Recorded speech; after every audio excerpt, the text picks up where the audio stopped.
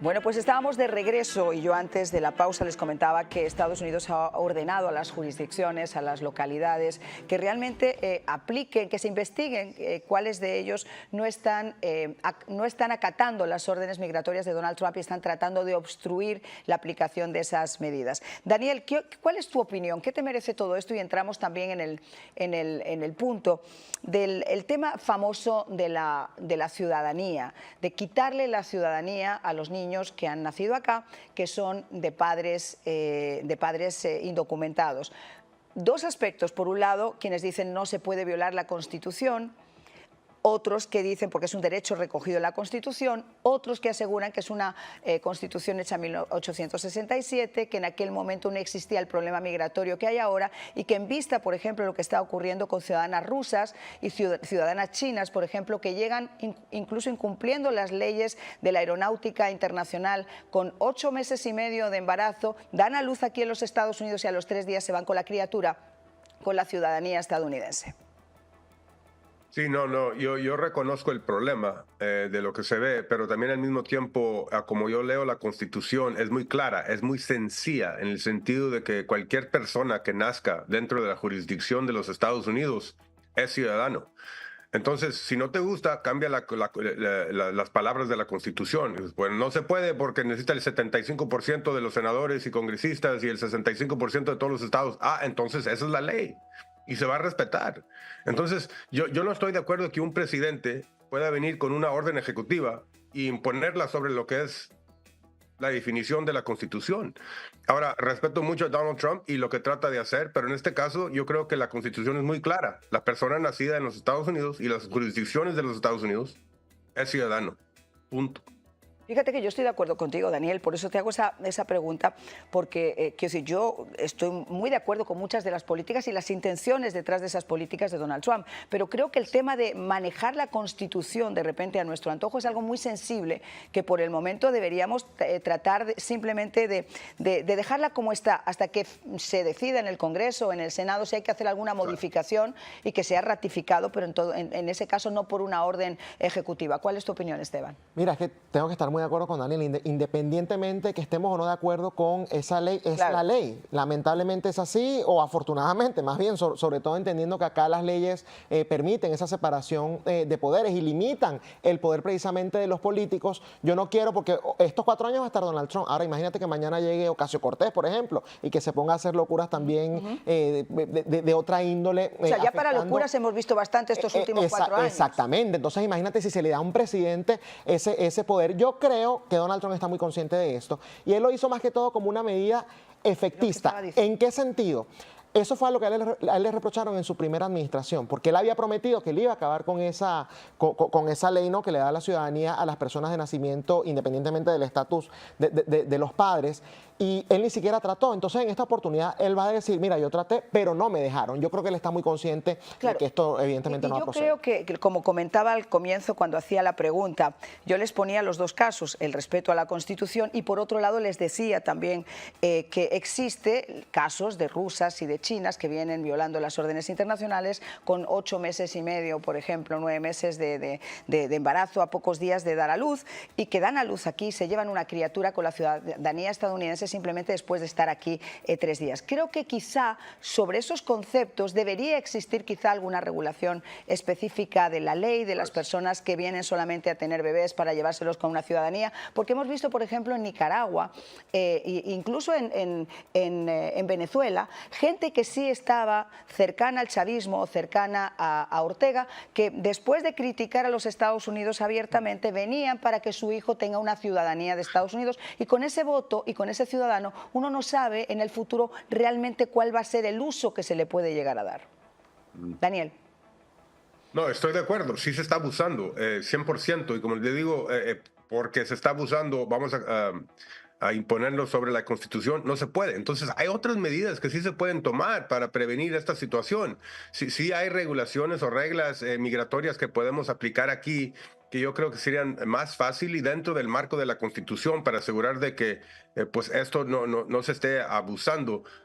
Pero yo insisto de que un presidente tampoco no tiene el derecho de borrar o redefinir lo que es la Constitución, y no hablo solamente de Donald Trump, estoy hablando en el futuro, como estaba diciendo aquí mi colega, es muy peligroso. Yo prefiero que sí se consideren mejor otras alternativas regulatorias para remediar esta situación, el abuso que está haciendo sobre esto.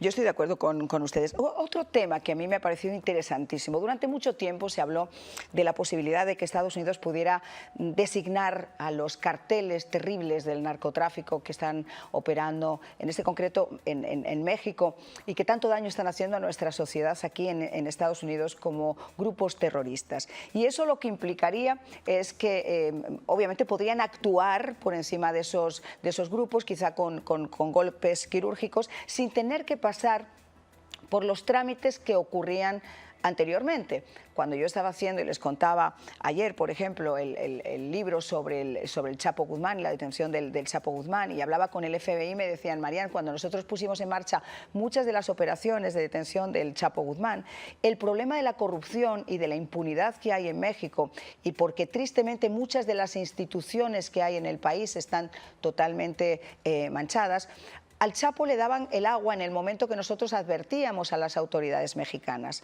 Yo creo que esto puede ser algo interesante para ir directamente a un problema de raíz, que vemos que México no va a hacer nada, porque entre otras cosas son de los que apuntan públicamente con el dedo, pero después ponen la mano cuando están en privado. ¿Qué opinas, Esteban? Bueno, lo primero en este tipo de situaciones que uno se tiene que preguntar es: ¿representa una amenaza para los Estados Unidos? Yo creo que es obvio que sí, ¿no? Estos grupos delincuenciales no solamente trafican con personas, trafican con drogas, infiltran a la sociedad, como por ejemplo estábamos mencionando el tema del Tren de Aragua, que afortunadamente también entra dentro de esa categoría ahora como organización terrorista. Entonces, como la respuesta es sí, nos hacemos otra pregunta. ¿Estamos teniendo cooperación? ¿Hay ayuda por parte de las autoridades de los países en los cuales operan? Yo creo que la respuesta no. Lo acabas de decir tú muy bien en el caso de México, en el caso de Venezuela, ni hablar, en el caso de Nicaragua, ni hablar. Creo que la definición que diste respecto a que estos no son gobiernos, sino narcogobiernos, son narcoestados, ¿no? Porque ya están infiltrados en absolutamente todo lo que es el sistema de esos países. Entonces los Estados Unidos, en defensa justamente de lo que vendría a ser su seguridad nacional, tiene que tomar algún tipo de acciones. Yo entiendo que esto puede generar mucha polémica, yo entiendo que acá se habla de que, bueno, estamos volviendo a la época de los imperialismos, como han dicho algunos, pero más allá de eso, acá hay algo que le afecta directamente a los Estados Unidos, y los gobiernos de cada país se supone que tienen que representar los intereses de sus ciudadanos y los intereses de sus países, entre los cuales tiene que estar la seguridad, Marian. ¿Cuál es tu opinión, Daniel? Marian, esto me da rabia, porque esto lo estamos viviendo en el sur de Texas. Mis padres, que viven al otro lado de la frontera, a 1 hora y media entre lo que es Reynosa y Monterrey, viven en el terreno del cartel. Viven amenazados, viven en miedo por lo que hace el cartel, porque controlan lo que es la ley. Ellos imponen lodeo, quitan terrenos, lo entregan. Tienen vías por ahí donde hay tráfico humano, tráfico de droga, todo índole de maldad es lo que hacen. Pero el gobierno de México, inútil, inepto, en todo sentido, es, como te digo, yo creo que es el ambiente que se ha generado en estas tierras que son operadas y controladas por el cartel. Y no se limitan a lo que es la frontera al lado de México. Claro que se extienden hacia los Estados Unidos, y es ahí donde entonces tiene que intervenir los Estados Unidos, porque México no hace nada. México ha hecho un trabajo inadecuado en controlar lo que es el cartel. A lo contrario, están infiltrados dentro del gobierno. Son corruptos los gobernantes, que no han hecho nada para tratar de remediar la situación. Entonces, es por obligación que los Estados Unidos tienen que hacer algo en este caso, y creo que tienen los recursos y la astucia para hacerlo. Fíjate, hay un tema, obviamente la presidenta de México está al borde del ataque de nervios, como decía Almodóvar, y lo está porque saben que las administraciones anteriores, incluyendo la de Andrés Manuel López Obrador, esto ha sido una realidad. No se ha luchado contra el narco, no se ha luchado contra la delincuencia internacional. A mí me llamó mucho la atención, y ayer hablaba con Armando Guzmán, por ejemplo, que es mexicano, ustedes saben, uno de los corresponsales más conocidos aquí en los Estados Unidos, y me decía: Mariana, a mí me llama la atención, y he contrastado lo mismo que tú, que en México, que deberían estar de repente más en contra de Donald Trump y de las políticas migratorias de Donald Trump, lo admiran y están deseosos de que haga algo dentro de México, porque el país lo ha tomado la delincuencia internacional, el país lo ha tomado el narco, las instituciones desde las fiscalías, jueces, incluyendo, señores, y no me estoy tirando a la piscina sin agua, los propios pinos han estado infiltrados y han estado de alguna forma manejados también por estos grupos delictivos. La gente necesita absolutamente eso. Sin embargo, la presidenta en el día de ayer dijo que lo que tiene que hacer Estados Unidos es ocuparse de Estados Unidos, y que eso se llamaría una extraterritorialidad de la justicia, y que obviamente vamos a ver de qué forma opera. Pero también está muy preocupada porque Donald Trump dijo en el día de ayer que iba a subir un 25% los aranceles a los productos mexicanos y canadienses, en vistas de que ellos no están haciendo nada para frenar las caravanas migratorias que llegan hacia los Estados Unidos. Lo advirtió y se frenó una caravana antes de llegar. Ahora aparentemente hay otra que está llegando. Vamos a ver qué es lo que ocurre, Esteban. Es que lamentablemente en estos países no hay autoridad, no hay leyes. Ellos más bien son los promotores del desastre. Eso que estaba diciendo Daniel de que son ineptos, yo creo que los catalogaría como cómplices. Yo realmente no me atrevo a utilizar el término ineptitud, porque creo que más bien hay otro tipo de agendas mucho más oscuras y más turbias. Y mira, yo como alguien que defiende el libre mercado, pero de manera férrea, yo estoy en contra de cualquier medida que de una u otra manera uno termine pagando, como el tema de los aranceles, pero entiendo también la presión que está metiendo en este caso Donald Trump, utilizando los aranceles no como una medida económica, sino como una medida política para justamente, valga la redundancia, presionar a los gobiernos que no se están abocando a las misiones que ellos en teoría deberían estar garantizando, tomando en cuenta además que para el caso de México va a tener un impacto en la economía, pero muchísimo, muchísimo mayor que lo que puede tener acá en los Estados Unidos. Nuevamente, no es una medida que a mí me agrade, pero al mismo tiempo yo me pongo en los zapatos del gobierno actual y digo, ¿qué otra medida se puede tomar para ejercer presión sobre estos individuos que no quieren solucionar el problema? Vamos a escuchar a Claudia Sheinbaum, a la nueva presidenta mexicana, y después le doy la palabra a Daniel. Es importante siempre tener la cabeza fría y referirnos a los decretos firmados, más allá del propio discurso. Lo que están diciendo es que continúe el tratado comercial y que hay un proceso de revisión que está establecido en el propio tratado para su revisión en el 2026. Y que en todo caso el secretario de Comercio establecerá medidas en caso de no haber acuerdo con relación a temas como el fentanilo o algunos otros temas de seguridad. La señora Sheinbaum no dijo realmente que ese acuerdo Trump quiere que se renegocie, y que se ha hablado del 25% adicional a los aguacates y a todos esos productos que vienen de México, si no se hace nada efectivo y fáctico para tratar de apoyar estas medidas migratorias que está imponiendo esta nueva administración, Daniel. Sí, mira, las cosas cambian, los variables cambian. Lo que pasa es que esta señora se para ahí y te dice que las cosas se pintan de una forma cuando todo el mundo lo está viendo de otro. Te echan mentiras en tu cara. Yo sé lo que he visto y lo que están viviendo mis padres en esa región de Nuevo León. Hay ciudades, poblaciones como China, General Bravo, General Treviño, Ciudad Mier, Reynosa, por toda esa zona controladas por el cartel, que ha habido un éxodo de personas, que es los que sufren, la mera verdad. El 70% de las personas en algunas de estas poblaciones se han salido de sus pueblos por la violencia, por el narcotráfico, porque el cartel controla todo.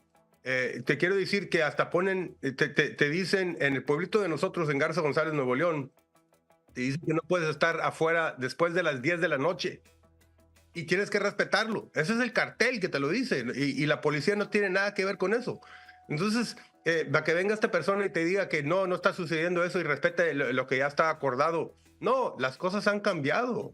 Y hay necesidad, urge lo que es un cambio en este sentido. Y es como dijo mi colega, a veces tienes que utilizar estas cosas para forzar lo que es ese cambio.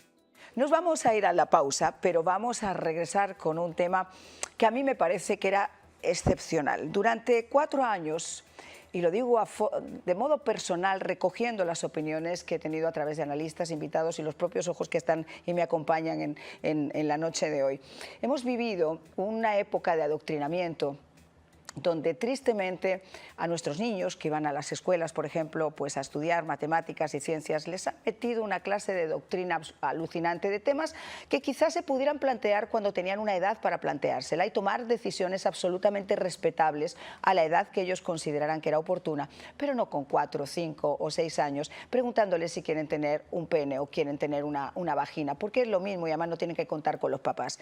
Eso, señores, se ha terminado. Esa parte de esa agenda woke se ha terminado. Y creo que el presidente fue enfático diciendo que lo que cada persona quiera hacer con su sexualidad, con su vida, etcétera, de forma personal es absolutamente responsable.